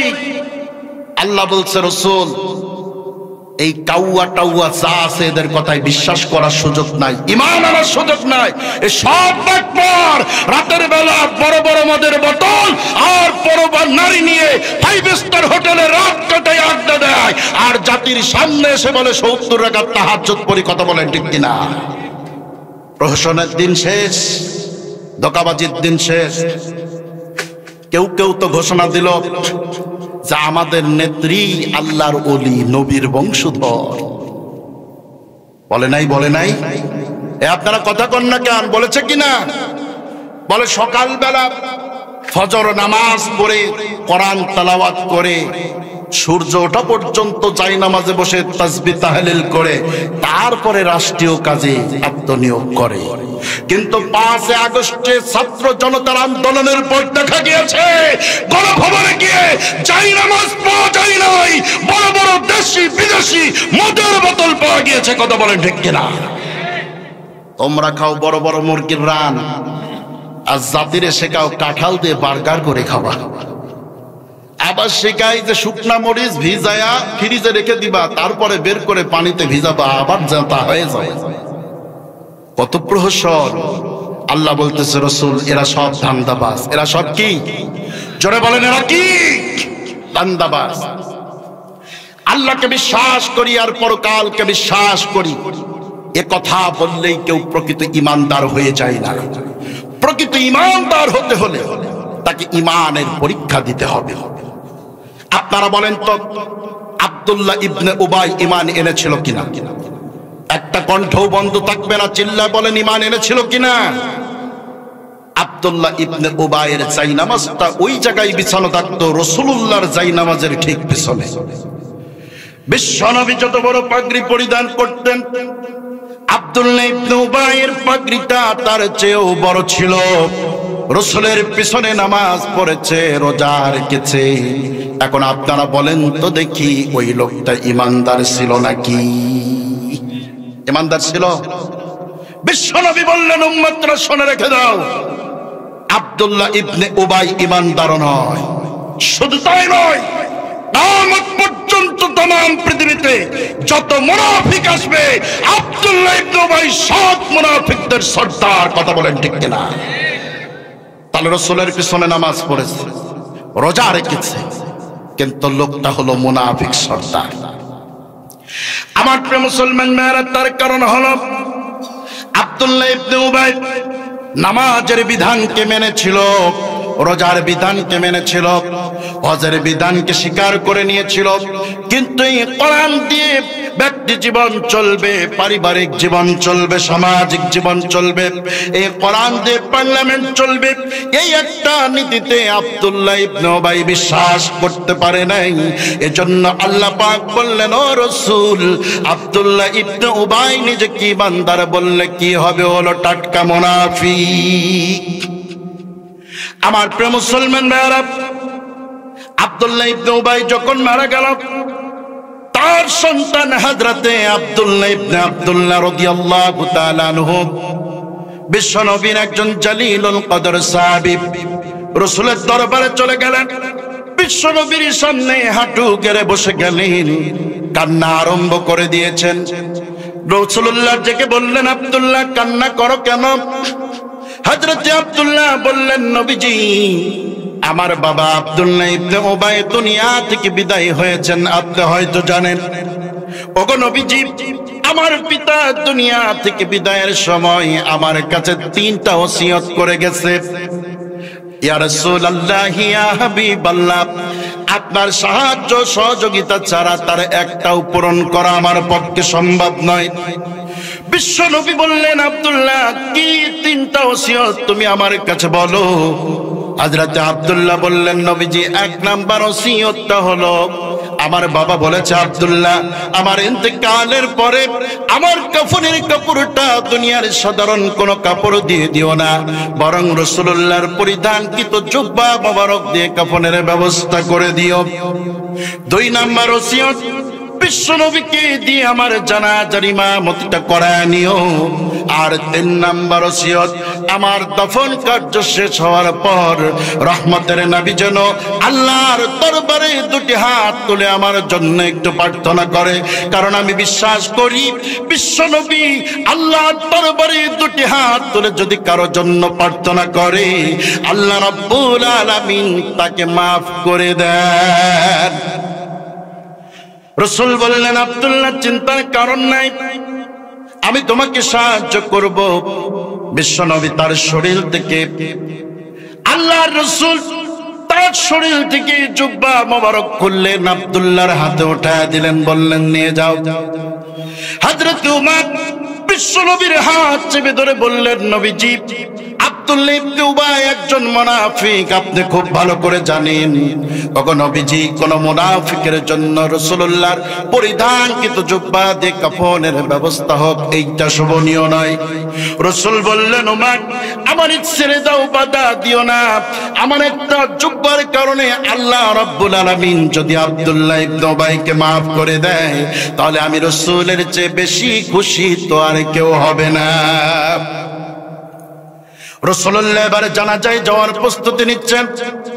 হযরত ওমর পিছন দিক থেকে বিশ্ব নবীকে পাঞ্জা করে জড়িয়ে ধরলেন আর বললেন, নবীজি, কোন মুনাফিকের জানাজার ইমামতি রাসূলুল্লাহ করবে, এইটা শোভনীয় নয়। বিশ্ব নবী বললেন, ওমর রে, আমাকে বাধা দিও না, ছেড়ে দাও, আমার যেতে দাও। ও উমর, শুনে রেখে দাও, আমার একটা ইমামতির কারণে আল্লাহ রাব্বুল আলামিন যদি আব্দুল্লাহ ইবনে উবাইকে মাফ করে দেয়, তাহলে আমি রাসূলের চেয়ে বেশি খুশি আর কেউ হবে না। আমার প্রিয় মুসলমান ভাইরা, লক্ষ্য করেন, রাসূলুল্লাহ এবার আব্দুল্লাহ ইবনে উবাইয়ের জন্য আল্লাহর দরবারে 2টি হাত তুলে যখন প্রার্থনা করবেন, আল্লাহ রাব্বুল আলামিন সঙ্গে সঙ্গে ওহী নাজিল করে দিলেন। দিলেন। আল্লাহ পাক বলেন ইস্তাগফির লাহুম আও লা তাস্তাগফির লাহুম ইন তাস্তাগফির লাহুম 70 মাররাতান ফালান ইয়াগফিরাল্লাহু লাহুম। আল্লাহ পাক বলে দিলেন নবীজি কোন মুনাফিকের জন্য রাসূলুল্লাহ হাত উত্তোলন করবে এইটা শোভনীয় নয়। ও রাসূল আপনাকে শোনায়া দেই, আব্দুল্লাহ ইবনে উবাইয়ের জন্য আপনি একবার দুইবার বা তিনবার নয় 70 বার যদি আমি আল্লাহর দরবারে হাত তুলে প্রার্থনা করেন, আমি আল্লাহ পাক বলে দিলাম আপনার দোয়াকে কোনদিন কোন মুনাফিকের জন্য মঞ্জুর করা হবে না। ফালাইয়াগফিরাল্লাহু লাহুম, কোশ্চেন কেন কোনদিন কোন মুনাফিকের জন্য আপনার দোয়া কেউ কবুল করা হবে না। আমার প্রিয় মুসলমান ভাইরা, এখন আপনি বলেন তো দেখি, দিন কায়েমের আন্দোলনের বিরোধিতা করার জন্য আব্দুল্লাহ ইবনে উবাই যদি মুনাফিক হয়, তাহলে আমাদের সমাজে ঈমানদার দাবি করে এমন অনেক মানুষ আছে বা ছিল যাদের মুনাফিকের কারণে আল্লাহর জমিনে আল্লাহর দিন কায়েমের আন্দোলনের কর্মীরা বাড়িতে ঘুমাইতে পারে না। এই কথা বলেন ঠিক কিনা? মাঠে ঘাটে ঝড়ে জঙ্গলে ঘুমানো লেগেছে, সন্তান মারা গেছে জানাজায় আসতে পারে নাই, মা মারা গেছে জানাজায় আসতে পারে নাই, বাড়ির মানুষগুলোর মধ্যে হাত বলে সান্ত্বনা দেওয়ার সুযোগ পর্যন্ত পাই নাই। যেই মুনাফিকদের কারণে এত ক্ষতি হয়েছে, এত কষ্ট হয়েছে, এই মুনাফিক মারা যাওয়ার পর 2-4টা জানাজা দিয়ে কাবা শরীফের ইমাম দিয়েও যদি জানাজা পড়ানো হয়, বিশ্বাস করো এর জন্য জাহান্নাম অবধারিত। কথা বলেন ঠিক না ঠিক? আমার প্রিয় মুসলমান ভাইরা, কোন মুনাফিকার জন্য স্বয়ং রাসূলুল্লাহর দোয়াকে যদি আল্লাহ পাক কবুল না করে, তাহলে আমার মতো 2-4টা সলিমদ্দি কলিমদ্দির দোয়া দিয়ে তোমার মতো মুনাফিক জান্নাতে যাবে, এটা ভাবো কেমন করে? এত সোজা না। কথা বলেন না কেন? আমার প্রিয় মুসলমান ভাইরা, এজন্য ঈমান এনেছি এই কথা বললেই কেউ ঈমানদার হয়ে যায় না। আল্লাহকে বিশ্বাস আবু জেহেল করত, জোরে বলেন করত কিনা? আবু জেহেল যখন বদরের প্রান্তরে লড়াইয়ের জন্য যাচ্ছিল, সর্বপ্রথম কাবা ঘরে প্রবেশ করল, কাবার গিলাফ ধরল, ডেকে বলল, হে কাবার মালিক, আজকের এই লড়াইয়ে সত্যের পক্ষে যেই দল আছে তুমি তাদেরকে বিজয় দাও। বলেছিল কিনা? এখন বলেন তো কাবার মালিক কে? সবাই চিল্লা বলেন কে? আবু জেহেল তাহলে কার কাছে সাহায্য চেয়েছিল? আবু জেহেল আল্লাহকে বিশ্বাস করতো কিনা? আমার প্রিয় মুসলমান ভাইরা, আবু জেহেল যে আল্লাহকে বিশ্বাস করত তার জ্বলন্ত প্রমাণ কোরআনুল কারীমের মধ্যে আল্লাহ পাক দিয়েছেন। আল্লাহ পাক বলেন, ওয়ালা ইন সাআলতাহুম মান খালাকাস সামাওয়াতি ওয়াল আরদা ওয়া সাখখারাশ শামসা ওয়াল কামারা লা ইয়াকুলুন্না আল্লাহ। আল্লাহ পাক বলতেছেন, নবীজি এই কোরআনের দাওয়াত দেওয়ার কারণে এই যে আবু জাহেল, উতবা, সাইবা, ওয়ালিদ বিন মুগিরা আপনার উপরে আর আপনার সাহাবীদের উপরে এত জুলুম আর নির্যাতন করতেছে, ও রাসূল আপনি চলে যান, ওই আবু জাহেলকে গিয়ে প্রশ্ন করেন, ওয়ালা ইন সাআলতাহুম মান খালাকাস সামাওয়াতি ওয়াল আরদ, ও আবু জাহেল বলো তো দেখি এই আসমান আর জমিনের মালিককে কে সৃষ্টি করেছে? এই চন্দ্র আর সূর্য কে সৃষ্টি করেছে বলো তো দেখি। আমার প্রিয় মুসলমান ভাইরা, ওই দিন আবু জেহেল কি উত্তর দিয়েছিল? আল্লাহ পাক কোরআনে কোট করে দিয়ে तमाम দুনিয়ার ঈমানদারদেরকে শোনাচ্ছে। ঈমানদারেরা শুনে রেখে দাও, আবু জেহেল ওই দিন বলেছিল, লা ইয়াকুলুন্নাল্লাহ, লা ইয়াকুলুন্নাল্লাহ। লামে তাকিদ নুনে সকিলা দিয়ে আল্লাহ বলতেছে, আবু জাহেল সেদিন বলেছিল শুধু আল্লাহ না, অবশ্যই এ সব কিছুর মালিক আল্লাহ। চিল্লা বলুন সুবহানাল্লাহ। আমার প্রিয় মুসলমান ভাইয়েরা, তাহলে আবু জাহেল আল্লাহকে বিশ্বাস করতো কিনা? এবার বলেন তো, আবু জাহেল ঈমানদার ছিল নাকি? যদি ইমানদারি থাকতো তো অন্তত আপনাদের 2-4টা বাচ্চা কাচ্চার নাম তো আবু জেহেল রাখতেন নাকি? এক হিন্দু এক হুজুরের কাছে গিয়ে বলছে, হুজুর আপনি হুজুর মানুষ, যদিও আমি বেধর্মী, তাও আপনাকে আমার ভালো লাগে, আমার একটা সন্তান হয়েছে, তো সন্তানটার কি নাম রাখবো একটু বলে দেন তো দেখি। তো হুজুর বলছে, তোর তো আর মুসলমানের নাম বলে লাভ নাই, তো তুই আবু জেহেল রেখে দে। হিন্দু বলছে, আপনি মাস করা করেন, একটা কথা বললেন হুজুর, এই আবু জেহেলের নাম মানুষে রাখে? তার মানে যে হিন্দু সেও জানে আবু জেহেল একটা নিকৃষ্ট পাপিষ্ট, কথা বলেন ঠিক কিনা? কেন? কারণ কোরআনের বিরোধিতা করেছে, দ্বীন কায়েমের বিরোধিতা করেছে। আমার প্রিয় মুসলমান ভাইরা, যারা আজও কোরআনের বিরোধিতা করে, ইসলামের বিরোধিতা করে, দ্বীন কায়েমের বিরোধিতা করে, আলেম ওলামাদের বিরোধিতা করে, বিশ্বাস করো আজ হোক কাল হোক আবু জেহেলের মতো জাতি তাদেরকেও ইতিহাসের আস্থা করে নিক্ষেপ করবে, কথা বলেন ঠিক কিনা? জাতি এদেরকেও ঘৃণা করবে, এই নামগুলো অভিশপ্ত হয়ে যাবে। কোরআনের উপরে আঘাত করো না। শুধু ইমানদার বললেই কেউ ইমানদার হয়ে যায় না, কথা কি বোঝাইতে পারছি? এখন তাহলে ইমানদার কারা? প্রশ্ন হয় কিনা? মনোযোগ আছে আপনাদের? আছে মনোযোগ? আলোচনা চলবে না শেষ করে দেব?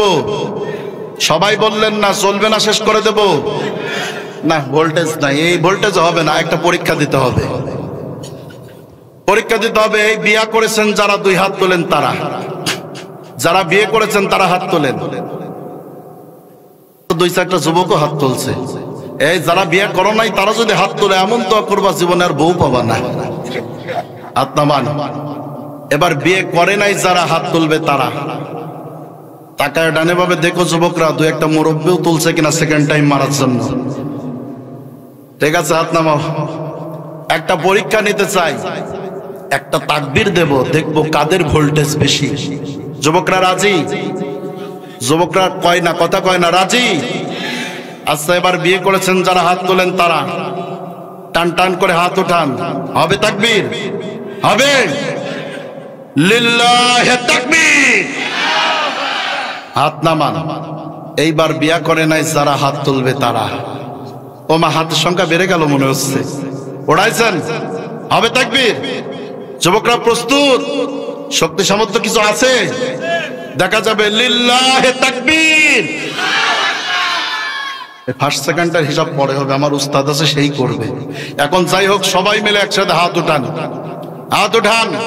একটা তাকবীর হবে। আশেপাশে 2-4টা মুনাফিক থাকলে তাদের অন্তরে যেন প্রকম্পন সৃষ্টি হয়, এমন একটা তাকবীর দেওয়া যাবে ইনশাআল্লাহ। লাগান। লিল্লাহে তাকবীর, নারায়ে তাকবীর। আল কোরআনের আলো। আর ঘরে ঘরে দিয়ে কাম হবে না, ডাইরেক্ট সংসদে। আল কোরআনের আলো সংসদে চালো।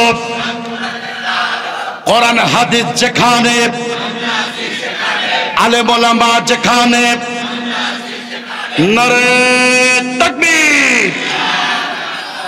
একটু সাঙ্গা করে নিলাম আর কি। আলোচনা চলবে? চলবে। কইছিলাম মনে আছে ভাইরা আমার, শুধু আল্লাহকে বিশ্বাস করি এ কথা বললেই কেউ ইমানদার হয়ে যায় না। তাহলে ইমানদার হতে হলে কি করতে হবে? ভালো করে বসেন। আল্লাহকে বিশ্বাস করি এ কথা বলতে হলে আপনাকে 4টি বিষয় লক্ষ্য রাখতে হবে। সবাই জোরে বলেন, কয়টা বিষয় লক্ষ্য রাখতে হবে? 4টা বিষয় লক্ষ্য রাখতে হবে। তার 1 নাম্বার, আল্লাহর অস্তিত্বে বিশ্বাস করতে হবে। আল্লাহ বলে একজন আছেন, এটা আপনারা সবাই বিশ্বাস করেন? ও, আমার কাছে একটা সুন্দর প্রস্তাব এসেছে। আমার পরে তো আরেকজন বক্তা আছে, আপনারা তো জানেন। তারপরে আরেকজন বক্তা আছে, এটা জানেন?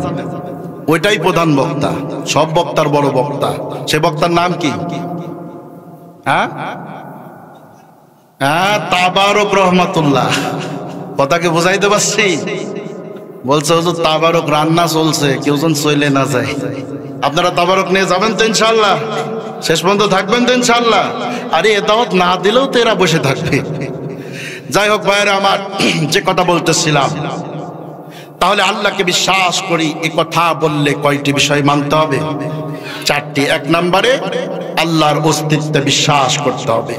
এই পৃথিবীতে বহু নরধম এমন আছে, বহু নরধম এমন আছে যারা আল্লাহকেই বিশ্বাস করে না। আছে না নাই?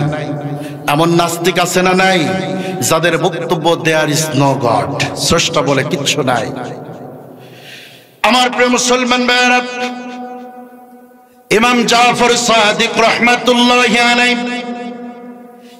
এক পথ দিয়ে যাচ্ছেন, হঠাৎ করে একজন নাস্তিকের সঙ্গে দেখা হয়ে গেল। নাস্তিক ডেকে বলল, জাফর সাদিক, তুমি যেই আল্লাহর দাওয়াত মানুষকে দাও, আমি তো সেই আল্লাহতে বিশ্বাস করি না। তবে তোমারে শোনায় দেই, তুমি যদি আমার কাছে প্রমাণ করে দিতে পারো আল্লাহ বলতে সত্যিই একজন আছে, তাহলে তোমাকে কথা দিচ্ছি তোমার হাতে হাত রেখে আমি ঈমান এনে ঈমানদার মুসলমান হয়ে যাব। হযরত জাফর সাদিক রাহমাতুল্লাহি আলাইহি ডেকে বললেন, নাস্তিক রে, সাধারণ কয়েকটা প্রশ্ন তোমাকে করি, উত্তর দাও তো দেখি। ও নাস্তিক, মনে করো তুমি একটা নির্জন প্রান্তর দিয়ে যাচ্ছ, যেখানে কোনো বাড়ি নাই, কোনো পশু পাখি নাই, কোনো কিচ্ছু নাই। হঠাৎ করে রাস্তার মধ্যে তুমি দেখলে সেখানে ছাগলের বিষ্ঠা পড়ে আছে। তোমাকে যদি প্রশ্ন করা হয় এই রাস্তা দিয়ে কি গিয়েছে, তুমি কি বলবা? নাস্তিক বলতেছে, যেহেতু ছাগলের বিষ্ঠা পড়ে আছে আমি বলবো এই পথ দিয়ে ছাগল গিয়েছে। ইমাম ডেকে বলল, নাস্তিক রে, মনে করো সেখানে গাধার বিষ্ঠা পড়ে আছে, আর তোমাকে যদি বলা যায় এই পথ দিয়ে ঘোড়া গিয়েছে, তুমি বিশ্বাস করবা কিনা? নাস্তিক বলছে, তা বিশ্বাস কেন করব, যেহেতু গাধার বিষ্ঠা পড়ে আছে তার মানে গাধা গিয়েছে, ঘোড়া যাওয়ার প্রশ্নই আসে না। ইমাম জাফর সাদিক ডেকে বলে, নাস্তিক রে, গাধার বিষ্ঠা, ঘোড়ার বিষ্ঠা, ছাগলের বিষ্ঠা, গাভীর বিষ্ঠা দেখলে যদি বোঝা যায় ছাগল, গাভী, ঘোড়া আর গাধা এই পথ দিয়ে গিয়েছে, তাহলে তুমি বলো তো দেখি এই সুবিশাল আসমান আর এই বিস্তীর্ণ জমিন, চন্দ্র, সূর্য, গ্রহ, নক্ষত্র দেখে কেন বোঝা যাবে না এর পিছনে অবশ্যই অবশ্যই একজন রব আছে?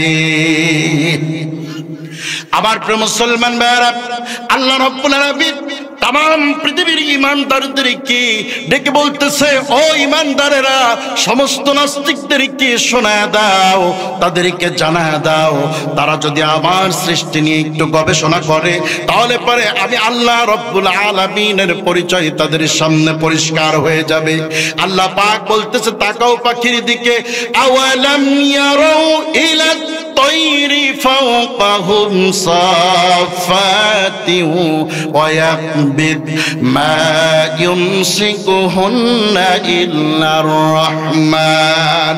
আল্লাহ পাক বলতেছে, গোলাম তাকাও পাখিগুলোর দিকে, তাকায় দেখো পাখিগুলো যখন জমিন থেকে শূন্যের দিকে উড়াল দেয়, ডানাগুলো শার্ট করে দেয়, ডানা ঝাপটাইতে ঝাপটাইতে পাখি শূন্যে যায়। কথা বলেন ঠিক কিনা?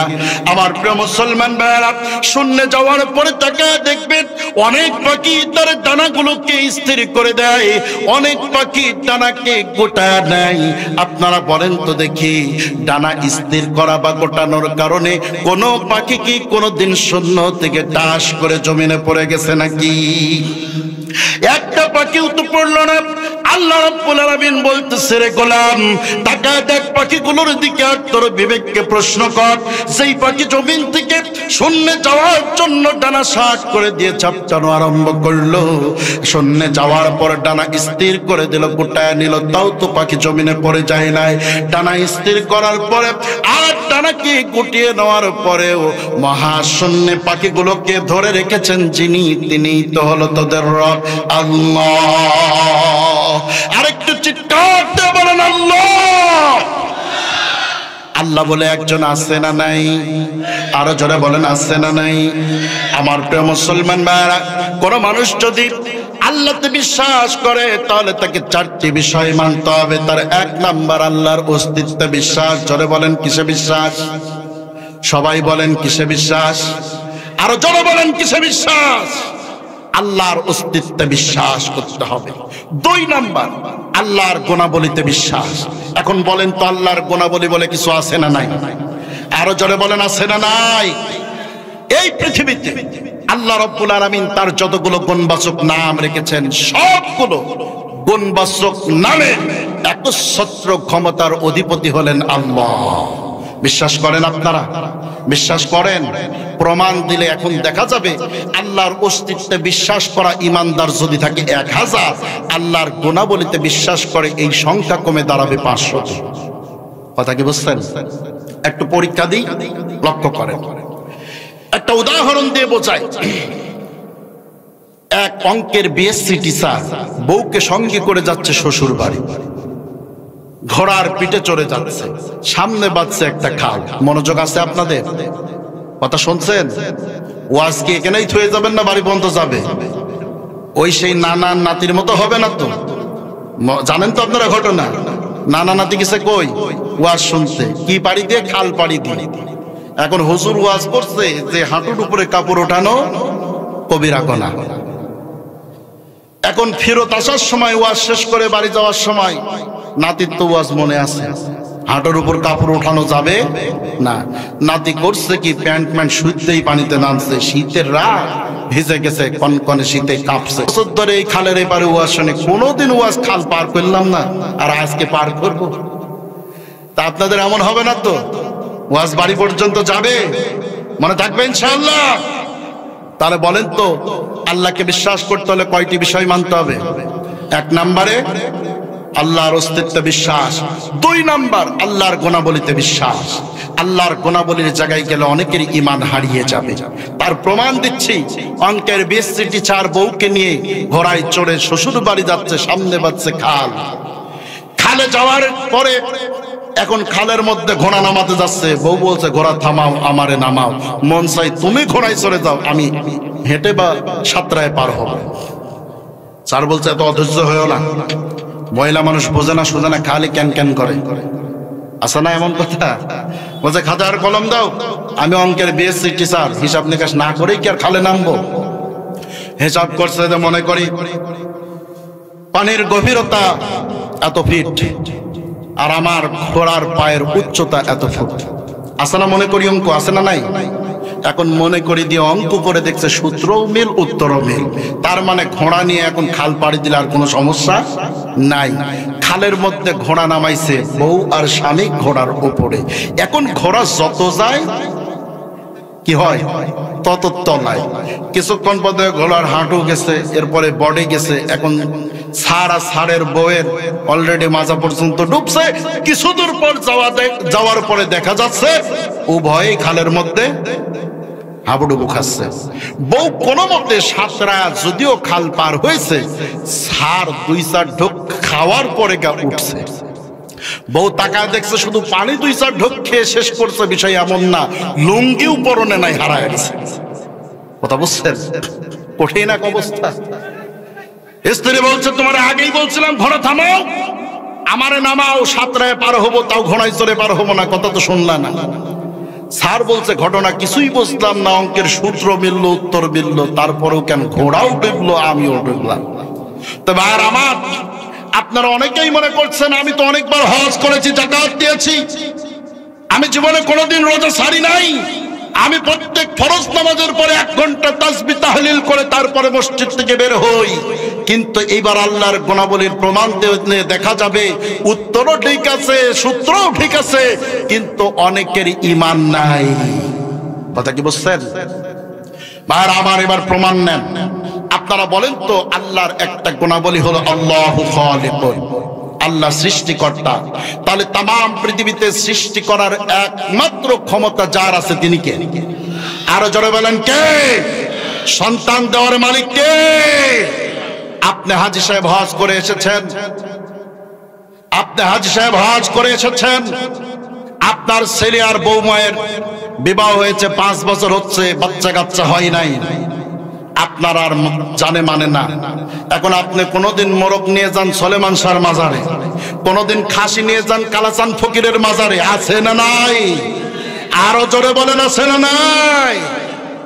আর যুবকরা তো বিয়ে করার পরে 2-4 বছর যদি বাচ্চা না হয়, কেউ যদি এসে বলে যে অমুক ল্যাংটা বাবার কাছে অমুকে গিয়েছিল, ওর 2 বছর ধরে সন্তান হয় না, 2টা জোড়া মোরগ নিয়ে গেছে, এই বছরে ওর 2টা জোড়া সন্তান হয়েছে। তবে শোন, তোর তো বিয়ে করা 10 বছর, তোর কিন্তু 2 মোরগে হবে না। তোর কি করতে হবে? বড় বড় সাইজের 2খানা খাসি নিয়ে যেতে হবে।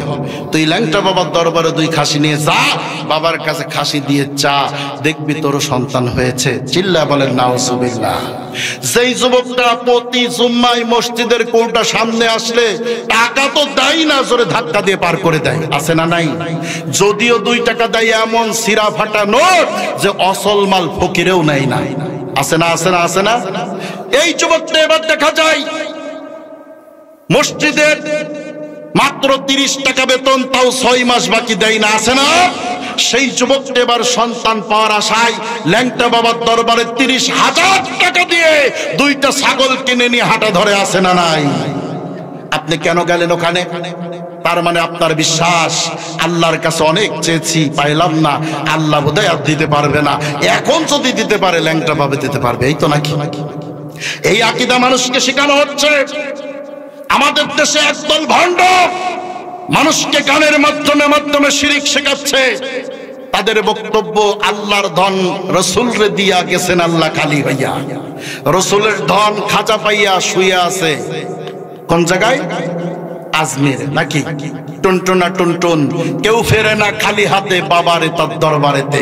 তার মানে এখন যদি কিছু পেতে হয় খাজাই যাও আর গাজা খাও, নাকি? ভাইর আমার, কত বড় শিরিক শেখাচ্ছে লক্ষ্য করেন। আল্লাহর ধন রসুলকে দিয়ে আল্লাহ খালি হয়ে গেছে, তার মানে আল্লাহর আর কোনো ক্ষমতা নাই। আর রসুল যে ধন পাইছে ওটা যে রাখতে পারছে তাও না, ওইটা আবার কে পাইছে?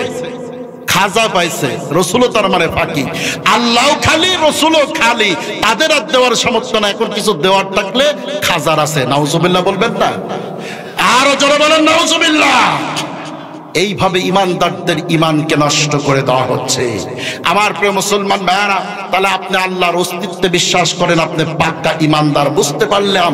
কিন্তু আপনি যখন আল্লাহর গুণাবলীর প্রশ্নে খাজার দরবারে, গাজার দরবারে, বিভিন্ন বাবার দরবারে গিয়ে সন্তান চেয়েছেন, তার মানে আপনি প্রমাণ করেছেন আপনি আল্লাহর অস্তিত্ব বিশ্বাস করলেও আল্লাহর গুণাবলী স্বীকার করতে পারেন নাই। কথা বলেন ঠিক কিনা?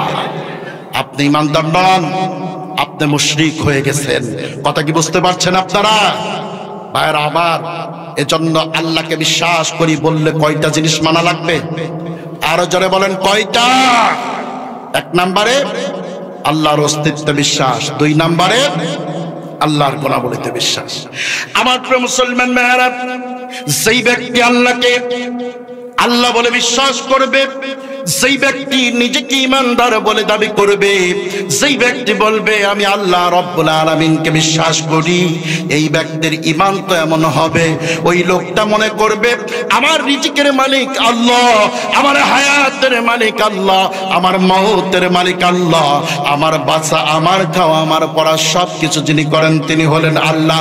আমি কোনো বাতিল শক্তিকে পরোয়া করি না, আমি আমার জীবন মৃত্যুর পরোয়া করি না, আমি আমার রিজিকের পেরেশানিতে ভুগি না। আমি মনে করি আমার রব যদি চান তাহলে আমি সব পাবো, আর রব যদি না চান তাহলে কিচ্ছু পাবো না। সব কিছু দেওয়ার মালিক আল্লাহ। দুনিয়ার কেউ কোনোদিন আমার ভালো মন্দর কোনো কিছু বিচার করতে পারে না। এ বিশ্বাস কি আপনাদের আছে? আছে? কই আছে? দেখি না তো।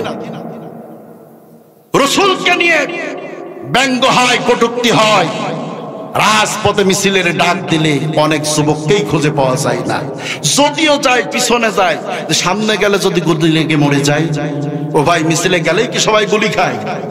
মিছিলে গেলেই কি সবাই গুলি খায়? আমার প্রিয় মুসলমান ভাইরা, প্রকৃত ইমানদার যেই ব্যক্তি হবে, প্রকৃত ইমানদার যেই ব্যক্তি হবে, সে তো বিশ্বাস করবে আমার মওতের মালিক আল্লাহ, আমার মৃত্যুর ফয়সালা জমিন থেকে হয় না, আসমান থেকে হয়। সুতরাং আমার মৃত্যুর সময় যদি না হয়, আমার বুকের উপরে মেশিন গান তাক করা হবে, বারবার টিকারে চাপ দেওয়া হবে, একটা বুলেট আমার বক্ষ ভেদ করার ক্ষমতা রাখে না, রাখে না, রাখে না। কথা বলো ঠিক কিনা?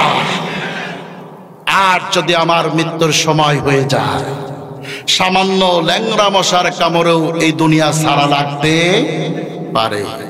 16 বছরের ক্ষমতা, 17 বছরের ক্ষমতা, স্কুল কলেজের ছোট্ট ছোট্ট বাচ্চাদের দাপড়া নিতেই ৪৫ মিনিটেও হারা যেতে পারে। ফাইসালা কার? আরো জোরে চিল্লা বলেন, ফাইসালা কার? সমস্ত ফাইসালা কই থেকে হয়? আসমান থেকে না জমিন থেকে? বিশ্বাস থাকবে? শুধু আল্লাহর অস্তিত্বে নয়, আল্লাহর গুণাবলীতেও বিশ্বাস করতে হবে। আমার প্রিয় মুসলমান ভাইরা, আবার লক্ষ্য করেন, কোন মানুষ যদি বলে আমি আল্লাহকে বিশ্বাস করি, তাহলে ৩ নম্বরে এই লোকটার আল্লাহর আইনে বিশ্বাস করতে হবে। এখন আপনারা বলেন তো দেখি, আল্লাহর আইন বলে কোনো কিছু আছে না নাই? সবাই বললেন না, জোরে বলেন, আছে না নাই?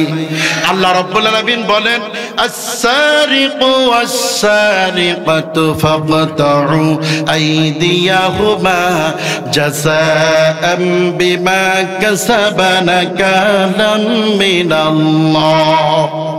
চোরের বিধান সম্পর্কে আল্লাহ রাব্বুল আলামিন এই কোরআনের মধ্যে একটা ফৌজদারি বিধান শোনায় দিলেন। গোলাম শুনে রেখে দাও, চোর পুরুষ হোক অথবা নারী হোক, যদি চুরি করে আর এইটা প্রমাণিত হয়ে যায় স্বভাবে চুরি করছে নাকি অভাবে চুরি করছে, এইটা আগে দেখো।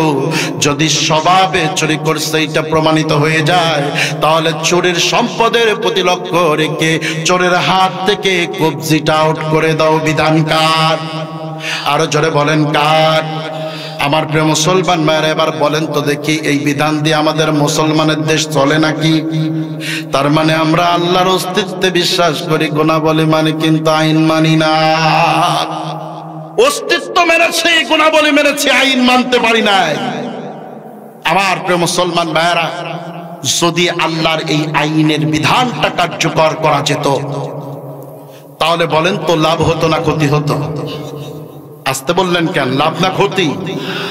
সবাই বলছেন ইদানিং আবার এই সব ওয়াজ করাও বিপদ। এক জায়গায় ওয়াজ করলাম, নামার পরে বলছে তো হুজুর সবই বুঝলাম, তো হুজুররা যদি ক্ষমতায় আসে তাহলে তো বোধহয় এখন সব চোর ধরবে আর হাতের কবজি ফেলাই দিবে, আপনারা তো আসলে বোধহয় হাত কেটে দিবেন। তা আমি বললাম, ভাই হাত তো কাটা যাবে চোরেরটা, আপনারটা তো না। কথা কন না খেয়াল? টেনশন থাকলে কার থাকবে? চোরের টেনশন। আপনার টেনশন কি? হাত কাটার টেনশন তো করবে তারা যারা কলমের খোঁচা দিয়ে কোটি কোটি টাকা আত্মসাৎ করে নিয়েছে। কথা বলেন ঠিক কিনা? বরঞ্চ চোরের যদি হাত কাটা হয়, আপনার আর আমার পকেট নিরাপদ। কারণ কাটা হাত পকেটে ঢুকলেও ও হাত দিয়ে আর মোবাইল বের হয়ে আসার সম্ভাবনা নাই। কথা বলেন না কেন? আর কাটা হাত নিয়ে চোর যদি মসজিদে যায়, মুসল্লি দেখবে সর্বনাশ, লোকটা সব ঠিক আছে, এক হাতের কবজি নাই, তার মানে নিয়ত পরে বা তো জুতা আগে বগলে নাও, কারণ যে আসছে জুতা আর পাওয়া যাবে না, সবাই সাবধান হয়ে যাবে। এই চোর যদি শ্বশুর বাড়ি যায় বিয়ে করতে, মেয়ের বাপ বলবে, বাপ তোমার সবই আছে বুঝলাম, হাত নাই কেন, হাতের কবজি নাই কেন? তার মানে তুমি তো ওই গ্রুপের সদস্য। কোন গ্রুপ? কোন গ্রুপ? ওই গ্রুপের সদস্য। আপেল কমলা আঙ্গুর ফল চা খাইছো, এ পর্যন্ত আমার ক্ষতি সীমাবদ্ধ থাক, মেয়ে দিয়ে আর ক্ষতি করতে চাচ্ছে না, তাড়াতাড়ি ফুটো। চোরের কপালে বউ জুটতো না। কথা কন না কেন? বউ জুটতো, অন্তত বউ পাওয়ার জন্য হলো চোরগুনি তওবা করে ভালো হইতো। আমার প্রিয় মুসলমান ভাইরা, এইগুলো তো সমাজের ছোট ছোট লাউ চোর, বদনা চোর, কদু চোরের কথা বলতেছি। আমাদের সমাজে জাতীয় পর্যায়ের এমন অনেক চোর আছে যারা মানুষের রিলিফের চাল থেকে শুরু করে নিয়ে রাস্তার পিচ পর্যন্ত টোটাল আত্মসাৎ করে নাই। কথা বলেন ঠিক কিনা? শোনে রাখো বাংলার মুসলমান, এমন জাতীয় পর্যায়ের একটা চোরকে ধরে ঢাকা বাইতুল মুকাররম মসজিদের দক্ষিণ গেটের সামনে মঞ্চ তৈরি করে 36টা স্যাটেলাইট মিডিয়ার উপস্থিতিতে যদি হাত থেকে কবজি আউট করে দেওয়া হতো, আর এইটা যদি সম্প্রচার করা হতো বাংলার জমিনের টেকনাফ থেকে তেতুলিয়া পর্যন্ত, কোন মায়ের সন্তানের ক্ষমতা ছিল না মুসলমানদের 2 টাকা অন্যায়ভাবে আত্মসাৎ করতে পারে। কথা বলো ঠিক কিনা? আইনের বিধান নাই, চোর চুরি করে জেলখানা থেকে বের হয়ে ডাকাতি শুরু করে। কথা বলেন ঠিক কিনা? আল্লাহর কোরআনের বিধান কার্যকর করো, এ সমাজ সোনার সমাজে পরিণত হয়ে যাবে ইনশাআল্লাহ। আমার প্রিয় মুসলমান ভাইরা, আল্লাহ রাব্বুল আলামিন বলতেছে, গোলাম শোনো, ومن لم يحكم بما أنزل الله فأولئك هم الكافرون। আল্লাহ পাক বলতেছে, ইমানদারেরা শোনো, যারা নিজেদেরকে ইমানদার বলে দাবি করে কিন্তু আমি আল্লাহর দেওয়া আইন বিধান দিয়ে বিচার ফয়সালা করে না, ওরা নিজেদেরকে যত বড় ইমানদার দাবি করুক না কেন, আমি আল্লাহ বললাম ফাউলাইকা হুমুল কাফিরুন, ও রাসূল ওই মানুষগুলো হলো টাটকা কাফের। তাহলে আমি আল্লাহকে বিশ্বাস করি, এই কথা যারা বলবে তাদের আল্লাহর আইন মানার দরকার আছে না নাই? আল্লাহর আইন দিয়ে বিচার ফয়সালা করার দরকার আছে না নাই? আরো জোরে বলেন আছে না নাই? আমার প্রিয় মুসলমান ভাইরা, কোন মানুষ যদি বলে আমি আল্লাহকে বিশ্বাস করি, চারটি বিষয় তাকে মানা লাগবে। 1 নাম্বার আল্লাহর অস্তিত্বে বিশ্বাস, 2 নাম্বার আল্লাহর গুণাবলীতে বিশ্বাস, 3 নাম্বার আল্লাহর আইনে বিশ্বাস, 4 নাম্বার আল্লাহর ক্ষমতায় বিশ্বাস। ও মুসলমানের এবার প্রশ্ন করি, আপনারা বলেন তো দেখি, আল্লাহ রাব্বুল আলামিনের ক্ষমতা বলে কিছু আছে না নাই? আল্লাহ পাক বলতেছে, কোরআন শোনো, কুলিল্লাহুম্মা মালিকাল মুলকি তুতিল মুলকা মান তাশাউ ওয়া তানসিউল মুলকা মিম্মান তাশাউ ওয়া তুইজ্জু মান তাশাউ ওয়া তুদিল্লু মান তাশাউ বিয়াদিকাল খায়র ইন্নাকা আলা কুল্লি শাইইন কাদির। জোরে বলেন আল্লাহু আকবার। আল্লাহ রাব্বুল আলামিন বলতেছে, গোলাম শোনো, তোমার রবের ক্ষমতা কতখানি জানায় দেই। তামাম পৃথিবীর সমস্ত ক্ষমতার একচ্ছত্র মালিক আল্লাহ রাব্বুল আলামিন। কথা বলেন ঠিক কিনা? আল্লাহ পাক বলতেছে, গোলাম আমি মাঝে মাঝে যাকে ইচ্ছা তাকে একটু ক্ষমতার মাসনদে বসায় পরীক্ষা করি, আবার যাকে ইচ্ছা ক্ষমতার মাসনদ থেকে টেনে হেসরে নামায় দিয়াও পরীক্ষা করে দেখায় দেই।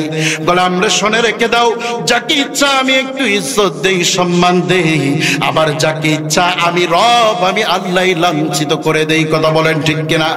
আমার প্রিয় মুসলমান ভাইরা, তার বাস্তব প্রমাণ হলো আমেরিকার সাবেক প্রেসিডেন্ট জর্জ ডব্লিউ বুশ, যেই লোকটা বিশ্বমরল এত ক্ষমতাধর, ইরাকের জমিনে বোমা মেরে মেরে পুরো ইরাকের জমিনটাকে একেবারে তামা বানিয়ে দিয়েছিল। আল্লাহ রাব্বুল আলামিন ক্ষমতায় থাকা অবস্থায় ওই লোকটাকে ইরাকের সাধারণ একটা সাংবাদিকের জুতার বাড়ি দেওয়া বেজ্জতি করেছে। কথা বলেন ঠিক কিনা? আমার প্রিয় মুসলমান ভাইরা, আল্লাহ পাক বলতেছে, গোলাম তোমাকে ক্ষমতার মাসনদে বসিয়েছি, তার মানে এই নয় এই ক্ষমতার অপব্যবহার তুমি করবা, তুমি জালিম হয়ে যাবা, এই জন্য তোমাকে ক্ষমতার মাসনদে বসাই নাই। ও গোলাম ভালো করে শুনে রেখে দাও, ক্ষমতায় তোমাকে কেন দিয়েছি? ক্ষমতায় যাওয়ার পরে 4 দফা কর্মসূচি তুমি কায়েম করবা, এই জন্য তোমাকে ক্ষমতা দিয়েছি। কথা বলেন ঠিক কিনা? আরো জোরে বলেন ঠিক কিনা? আমার প্রিয় মুসলমান ভাইরা, আল্লাহ পাক বলতেছে, আমার নামাজের বিধান, আমার যাকাতের বিধান, আর আমি আল্লাহ রাব্বুল আলামিন যে হালাল হারামের বিধান দিয়েছি, এইগুলো বাস্তবায়ন করার জন্য তোমাকে ক্ষমতায় বসিয়েছি। অথচ তুমি ক্ষমতায় যাওয়ার পরে কি করলাম? আল্লামা দেলোয়ার হোসেন সাঈদী রাহমাতুল্লাহ আলাইহি 50 বছর যেই লোকটা কোরআনের খেদমত করেছে, শত বেধর্মীকে মুসলমান বানিয়েছে, তুমি ওই লোকটাকে ফাঁসির রায় দাও। আছে না নাই? কোরআন থেকে বিচ্ছিন্ন করতে চাও, 13টা বছর জাতির সামনে কোরআন শোনানো থেকে বিচ্ছিন্ন করে দিয়েছ। তুমি ক্ষমতায় যাওয়ার পরে কি করেছ? এই বাংলার জমিনের সূর্য সন্তান 2 জন, একজন শহীদ মতিউর রহমান নিজামী আর একজন আলী হাসান মুজাহিদ, যেই 2টা মন্ত্রণালয় পরিচালনা করেছে, 1 টাকার দুর্নীতি কেউ সার্চ করে বের করতে পারে নাই। এই সোনার মানুষগুলোকে তুমি ফাঁসিতে ঝুলিয়েছ। আছে না নাই? আমার প্রিয় মুসলমান ভাইরা, ভালো করে বোঝার চেষ্টা করেন। আল্লাহ পাক বলতেছে, গোলাম রে, জালিম হওয়ার জন্য ক্ষমতা দিই নাই। তুমি ভালো করে শুনে রেখে দিও, ক্ষমতার মাসনদে যাওয়ার পর তুমি যদি জালিম হয়ে যাও, তাহলে তোমার স্মরণ করায় দেই, তুমি আর কত বড় জালিম ফেরাউনের সমান তো হতে পারো নাই। যেই ফেরাউন নিজেকে আনা রাব্বুকুমুল আ'লা, সবচেয়ে বড় রব বলে দাবি করেছিল, তুমি তো নমরুদের সমান জালিম হতে পারো নাই। যেই নমরুদ নিজেকে রব বলে দাবি করেছিল, তুমি তো হামান, কারুন, সাদ্দাতের সমান, আবু জাহেল, উতবা, সাইবা, ওয়ালিদ বিন মুগিরার সমান জালিম হতে পারো নাই। সুতরাং তোমারে শোনায় দেই, গোলাম শুনে রেখে দাও, ওই ফেরাউন আজকে কোথায়? ওই নমরুদ আজকে কোথায়? ওই আবু জাহাল, উতবা, সাইবা, ওয়ালিদ বিন মুগিরা আজকে কোথায়? তারা যেমন নিঃশেষ হয়ে গেছে। ও গোলাম, তুমিও মনে রেখে দিও, ফেরাউন যেমন টিকতে পারে নাই, নমরুদ যেমন পারে নাই, সাদ্দাদ, হামান যেমন পারে নাই, তুমিও টিকতে পারবে না। ফেরাউনকে জলে ডুবে মারছি, নমরুদকে ল্যাংড়া মশার কামড় দিয়া দুনিয়া থেকে বিদায় করে দিয়েছি, বড় বড় জালিমকে ছোট ছোট বিপদ দিয়ে পার করে দিয়েছি। তুমি শুনে রেখে দিও, তোমারও পতন এমন ভাবে হবে, এদেশের বড় বড় মানুষগুলো লাগবে না, রাজনৈতিক দলের বড় বড় নেতা কর্মীদের রাজপথে নামার দরকার হবে না। স্কুল কলেজের বাচ্চা বাচ্চা পোলাপানকে দিয়া 45 মিনিটের ব্যবধানে 17 বছরের তোমার জালিমি শাসনের পতন আমি আল্লাহ ঘটায়া দেখায়া দেব। আরো জোরে বলেন ঠিক না বেঠি? তাহলে ক্ষমতার চেয়ার পাইলে কি জালিম হওয়া যাবে? আরো জোরে বলেন যাবে? ভাইরা আমার, খুব ভালো করে বোঝার চেষ্টা করেন। আল্লাহ পাক বলতেছে, গোলাম, ক্ষমতার মাসনদে তোমাকে বসিয়েছি মূলত পরীক্ষা করার জন্য। ক্ষমতার মাসনদ পাওয়ার পরে তুমি আমি রবকে ভুলে যাও কিনা দেখার জন্য, আমার গোলামি দাসত্ব করো কিনা, আমার বিধান কায়েম করো কিনা, এইটা দেখার জন্য বসিয়েছি, তোমাকে জালিম হওয়ার জন্য বসাই নাই। আমার প্রিয় মুসলমান ভাইরা, তাহলে এবার বলেন তো, तमाम পৃথিবীর সব ক্ষমতার মালিক কে? সেই আল্লাহ রাব্বুল আলামিন বলতেছে, গোলাম শোনো, আল্লাহকে বিশ্বাস করি, এই কথা বললেই কেউ প্রকৃত ঈমানদার হয়ে যাবে না। বরং প্রকৃত ঈমানদার যদি হতে হয়, ওই মানুষকে 4টি বিষয় মানতে হবে। তার একটা, আল্লাহর অস্তিত্বে বিশ্বাস করতে হবে, আল্লাহর গুণাবলীতে বিশ্বাস করতে হবে, আল্লাহর ক্ষমতায় বিশ্বাস করা লাগবে, আল্লাহর আইনে বিশ্বাস করা লাগবে। এই 4 দফা কর্মসূচি বাস্তবায়ন যারা করবে, যারা মেনে নিবে, আল্লাহ পাক বলতেছেন ওরাই হলো প্রকৃত ঈমানদার। জোরে বলুন সুবহানাল্লাহ। আর এই সমস্ত ঈমানদারদেরকে ডেকে আল্লাহ রাব্বুল আলামিন বলতেছে, ঈমানদারেরা শোনো, ইয়া আইয়ুহাল্লাযীনা আমানু দুখুলু ফিস-সিলমি কাফা ওয়া লা তাত্তাবিউ খুতুওয়াতিশ শাইতান ইন্নাহু লাকুম আদুউম মুবিন। আমার প্রিয় মুসলমান ভাইরা, আল্লাহ পাক ডেকে বলতেছে, ঈমানদারেরা, ঈমান এনেছি এই কথা বললেই হবে না, বরং ইসলামের মধ্যে পুরোপুরি প্রবেশ করতে হবে। আর ইসলামে যখন প্রবেশ করবে তখন পরীক্ষা আছে না নাই? আসতে বলেন না, আছে না নাই? আমার প্রিয় মুসলমান ভাইরা, ইসলামে প্রবেশ করেছি এই কথা বললেই হবে না, আপনাকে পরীক্ষা দেওয়া লাগবে। আল্লাহ রাব্বুল আলামিন আপনাকে পরীক্ষা করে দেখবেন।